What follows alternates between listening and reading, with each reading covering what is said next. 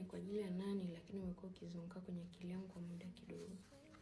Siku hizi wanasema kwamba unapokuwa kwenye mahusiano na mtu na akaamua kukunyamazia na wewe mnyamazie pia. Lakini mimi na mtazamo tofauti kidogo. Naamini kwenye kujitoa kwa 100%. Unapokuwa kwenye mahusiano na mtu ambaye ulimpenda kweli, sio rahisi kwa wewe kunyamaza na kuendelea na maisha yako kama vile hakuna kilichowahi kutokea. Mtafute, muulize ni kwa nini ameamua kukaa kimya. Muulize ni kwa nini ameamua kuondoka bila kuaga.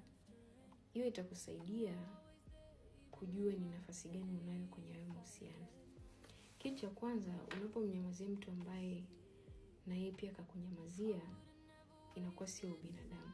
Muda mwingine huyo mtu anapitia nyakati ngumu kwenye maisha yake na anatamani wewe kama mtu wake wa karibu uwe mtu wa kwanza kumtafuta na kumjulia hali. Kitu cha pili, utakapomtafuta itakusaidia kuondoa yale maswali ambayo pengine yangejirudia tena na tena kwenye akili yako.